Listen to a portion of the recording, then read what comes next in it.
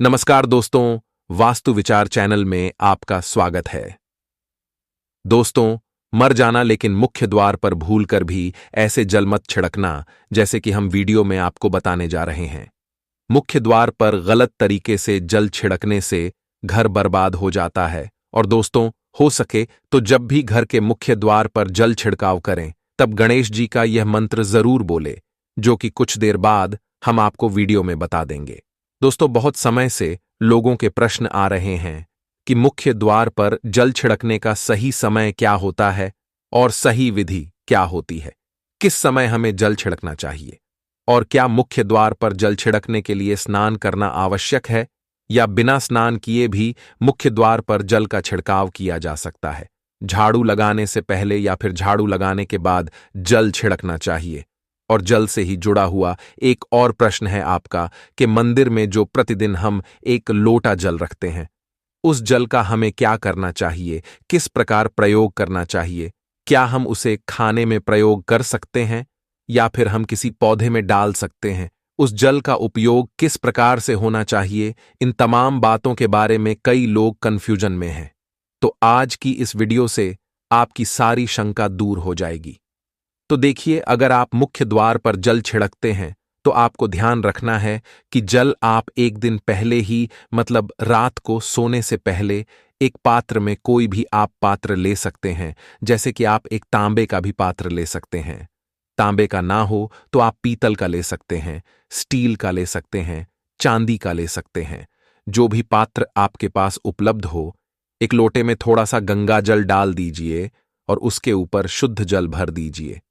और हां, गंगा जल ना हो तो भी परेशान होने की आवश्यकता नहीं है। सिर्फ शुद्ध जल से भी आप पात्र को भर सकते हैं और उस जल से भरे पात्र को अपने घर की रसोई में रख दीजिए। देखिए, मुख्य द्वार पर जो सुबह सवेरे सबसे पहले जल छिड़का जाता है, जैसे कि जो रसोई में रखा हुआ जल होता है, यह एक तरीके से उपाय के तौर पर किया जाता है। घर में किसी भी प्रकार की परेशानी हो, किसी भी प्रकार के दुख दर्द रहता हो, गरीबी हो या फिर कलह क्लेश बहुत अधिक रहता है, बहुत समय से परेशानियों में ही घिरे हुए हैं, तो ऐसे में घर की रसोई में रखा जाता है और फिर यही जल घर के मुख्य द्वार पर सुबह उठकर छिड़का जाता है। इस जल के छिड़काव से आपके घर की कोई भी परेशानी हो बहुत शीघ्र समाप्त हो जाती है। इस उपाय को करने से आपके घर में सुख समृद्धि भी आती है, कलह क्लेश से भी मुक्ति मिलती है, बीमारियों से भी मुक्ति मिलती है। यदि आपके घर परिवार में किसी ने जादू टोना कर दिया है, जिससे आपके घर की हालात बिगड़ गया है, घर में लोग हमेशा बेहार रहते हैं, नकारात्मक ऊर्जा वास कर गई है आपके घर में, तो ऐसे में आप अपने घर की रसोई में एक लोटा जल रखें, रात में भरकर और प्रातःकाल जल्दी उठकर उसी जल से अपने घर के मुख्य द्वार पर छिड़काव कीजिए। अब जैसे कि बहुत से लोगों के प्रश्न आते हैं कि यह जल हमें किस समय अपने घर के मुख्य द्वार पर छिड़कना चाहिए, तो देखिए, सुबह सूर्योदय होने से पहले इस जल का छिड़काव आपके घर के मुख्य द्वार पर हो जाना चाहिए।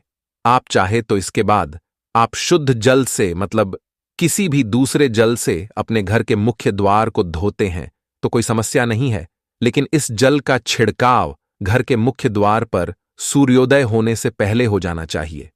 अब आपका अगला प्रश्न है कि क्या हमें स्नान करके इस जल का छिड़काव अपने घर के मुख्य द्वार पर करना चाहिए या फिर बिना स्नान किए भी कर सकते हैं।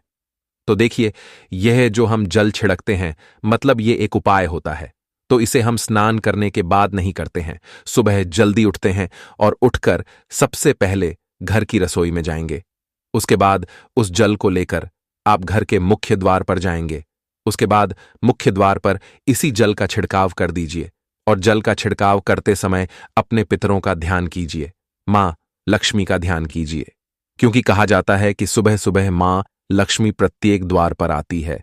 जिनके भी द्वार खुले होते हैं, जिनके घर में जल का छिड़काव मुख्य द्वार पर हुआ रहता है, उसके घर में प्रवेश कर जाती है। तो मां लक्ष्मी का अपने मन में ध्यान कीजिए और एक तरह से प्रार्थना कीजिए कि है मां लक्ष्मी, आप मेरे घर में प्रवेश करें, मैं आपका स्वागत करने के लिए तैयार हूं। और इसके बाद अपने पितरों का ध्यान कीजिए, क्योंकि हमारे घर की दहलीज होती है, वहीं पर पितरों का वास माना जाता है। ऐसा माना जाता है, जब आप दहलीज पर जल के छींटे देते हैं तो आपके पितृ बहुत प्रसन्न हो जाते हैं और उनका आशीर्वाद भी आपको प्राप्त होता है। तो सुबह जो आप जल छिड़क, इसके लिए स्नान करने की आवश्यकता नहीं है, बिना स्नान किए भी कर सकते हैं। तो वीडियो में आगे बढ़ने से पहले आप इस वीडियो को लाइक कर नीचे कमेंट बॉक्स में एक बार जय महालक्ष्मी अवश्य लिख देना। दोस्तों, अब आप ये सोच रहे होंगे कि क्या झाड़ू लगाने के बाद हमें जल का छिड़काव करना चाहिए या फिर झाड़ू लगाने से पहले भी जल का छिड़काव कर सकते हैं। तो देखिए दोस्तों, जैसे मैंने आपको पहले ही बताया था कि उठने के बाद सबसे पहला कार्य जो आपको करना है वह जल का छिड़काव ही करना है। उसके बाद आप झाड़ू लगा सकते हैं। कई लोगों के ये भी प्रश्न होंगे कि हम किसी फ्लैट में रहते हैं या फिर किसी ऐसे कमरे में रहते हैं, किराए के कमरे में, कि हमारे पास एक ही कमरा है, तो हम जल का छिड़काव या फिर दीपदान कहां पर करें, किसे हम अपना मुख्य द्वार माने। तो देखिए, जो आपका अपना कमरा है या फिर जो फ्लैट है आपका, जहां पर आपका नेम प्लेट लगा हुआ है, आप उसी स्थान पर दीपदान करेंगे और उसी स्थान पर आपको जल का छिड़काव करना है। मतलब जहां पर आपका अगर एक ही कमरे का मकान है तो आपके कमरे का दरवाजा है, वहीं पर आपको थोड़ा सा जल छिड़कना है और वहीं पर आप दीपदान भी करेंगे, जो कि मुख्य द्वार से जुड़े हुए उपाय होते हैं।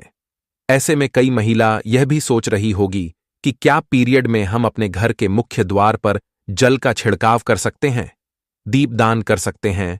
तो देखिए, जल का छिड़काव करने के लिए पीरियड हो या ना हो, उसे कोई फर्क नहीं पड़ता, जल का छिड़काव कर सकते हैं। और रही बात दीपदान की, तो दीपदान देखिए कार्मिक पूजा में आ जाता है और कार्मिक पूजा हम बिना शुद्ध हुए नहीं कर सकते हैं। मतलब पीरियड समाप्त होने के बाद ही आप कर सकते हैं। बाकी जल का छिड़काव आप कभी भी कर सकते हैं, पीरियड्स में भी कर सकते हैं, कोई समस्या नहीं है। और अब आपका प्रश्न है कि क्या मंदिर में जो हम जल रखते हैं, क्या वह रखना जरूरी है, और अगर हम रखते हैं तो उस जल का क्या करें। देखिए, मंदिर में जल रखना बहुत आवश्यक है। जल एक ऐसी चीज होती है जिसमें सभी प्रकार की जो एनर्जी होती है ऑब्जर्व हो जाती है। तो जो हम पूजा पाठ करते हैं, मंत्रों का जाप करते हैं या वहां पर प्रार्थना करते हैं, जो भी हमारे अपने मन की कामना भी कहते हैं भगवान से, तो सभी चीजें उस जल में समाहित हो जाती हैं।